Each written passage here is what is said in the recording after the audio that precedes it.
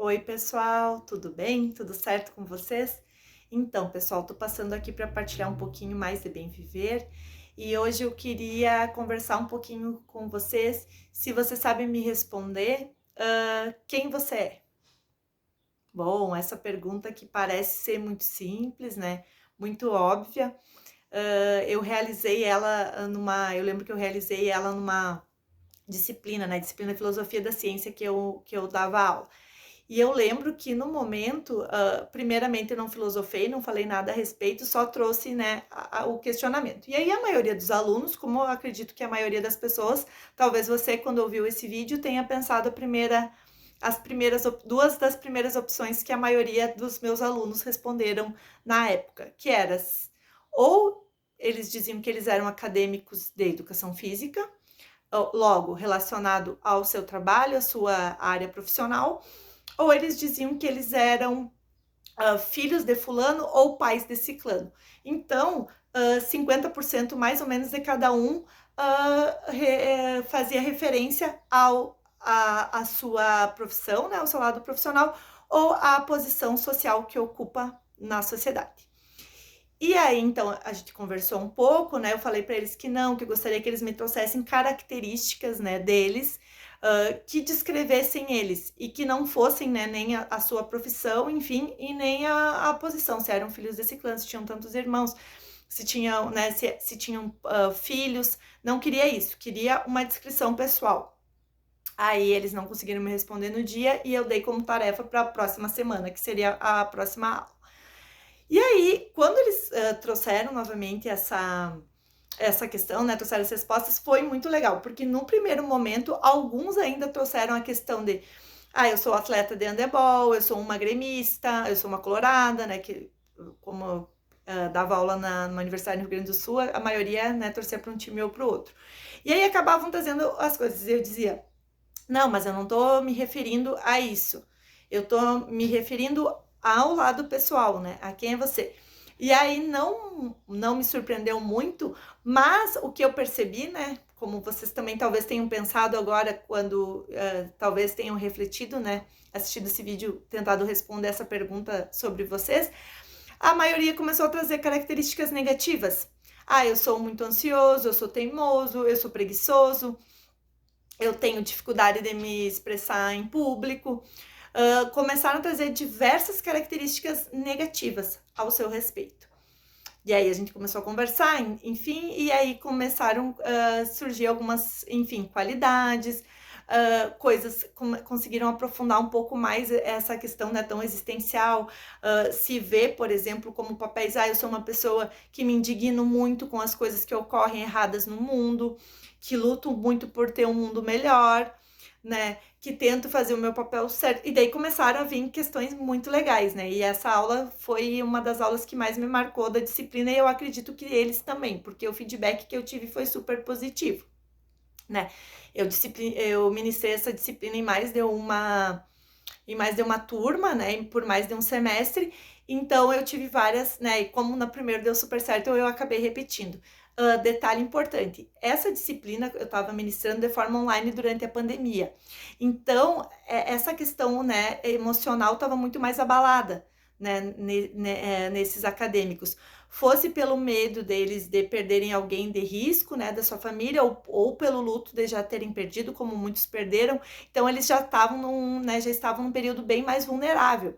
Então, também pensar sobre isso, quando você é privado totalmente, né, principalmente um público jovem, né, que era a maioria dos meus alunos, né, acadêmicos de ensino superior, também essa questão, né, deles estarem totalmente isolados da sua vida, ou não, né, dependendo da consciência de cada um, mas a maioria totalmente isolado da sua vida social. Então a gente conversava muito sobre essas questões, né? E o que acontece? Eu percebo assim, não só eu, né, como não só me pegando como exemplo, mas diversas outras pessoas que eu converso que foram buscar o processo de autoconhecimento, seja ele por uma linha filosófica, como eu fui procurar em mais holística pelo yoga, seja por uma linha de uma psicologia ou psiquiatria, né, a psicanálise, enfim, diversas linhas que existem de análise, né, terapêuticas tradicionais, seja a partir de um cunho espiritual. indiferente de qual a linha, de qual ferramenta que você buscou para se autoconhecer, muitas pessoas acabam tendo, né, esses crises existenciais, né? Porque param e pensam se realmente são, talvez se deparem com essas perguntas mais existenciais, né? Se realmente e conseguem perceber que não são só o papel social que eles ocupam, de mãe, de pai, de filho, de irmão, mas também não são apenas a sua profissão, né? Por exemplo, eu não me descrevo como uma professora, apesar de eu ser professora de educação física e professora, né, de yoga. Como eu vou me descrever para vocês sem trazer isso, né? Eu sou uma mulher, né, do interior do Rio Grande do Sul, que eu sou professora, né? Segui minha carreira acadêmica, né? Cursei tal e tal curso, e aí depois entrei em crise existencial, e aí conheci o yoga, e essa filosofia me conquistou, e hoje eu também atuo como instrutora de yoga, e aí também já fiz outros cursos dentro da linha holística e também atuo. Então, assim, como tirando todas essas características, né? Quem é a Patrícia, né? Quem sou eu? E essa é uma pergunta que parece, né, fácil, mas na verdade é muito difícil, né? É ela que nos faz, né? E eu acho que o mais difícil, talvez seja, não sei se vocês concordam, é a questão que a gente vive numa sociedade tão imediatista e tão automatizada que raramente são os momentos que a gente para refletir sobre.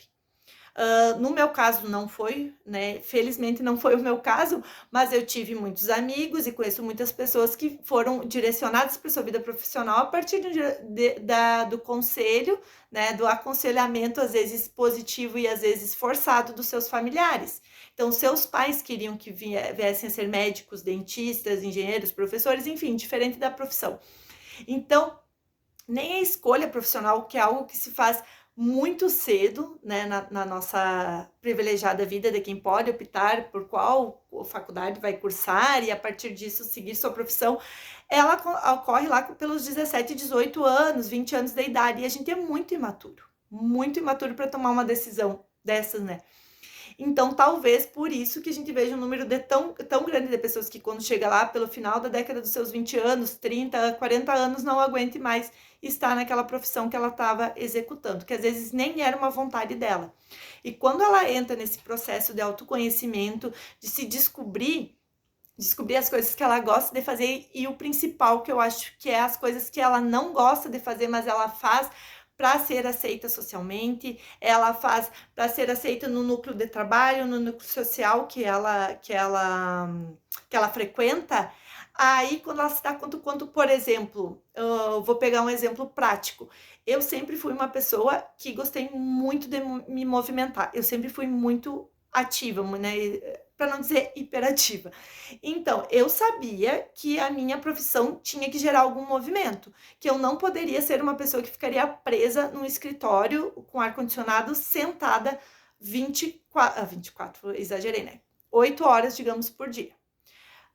Isso foi uma coisa. Quando eu comecei a dar aula no ensino superior, que a primeira universidade que eu dei aula era noturna, eu dava aula à noite. E eu sempre fui uma pessoa matutina. Eu sempre gostei, desde criança, de acordar cedo.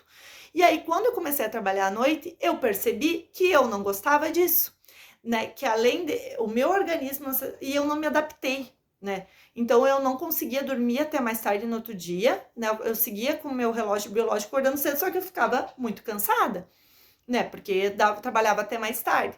Então, são coisas que com o autoconhecimento, né? Enfim, eu fui, algumas eu já sabia, e outras eu fui vendo, e aí fui, como é que eu vou dizer agora, que eu já estou mais velha, conseguindo talvez inserir mais na minha rotina. Isso falando de uma vista muito privilegiada, né? Que são pessoas que ainda podem escolher a sua profissão ou como vão. Hoje, né, a gente pode pensar, talvez gerir a sua profissão não seja mais só a profissão, o seu método de trabalho, a partir do autoconhecimento. E às vezes a gente percebe que realmente não, a gente fez o curso errado e recomeça do zero. Então, a minha pergunta é essa, se você já se fez essa pergunta, quem é você? Além da sua profissão, além da posição social que você ocupa. E se você gostar, né, quiser, comenta aqui, compartilha comigo, vamos conversar um pouquinho. Muito obrigada pela atenção, pessoal. Um beijo e até a próxima. Tchau, tchau.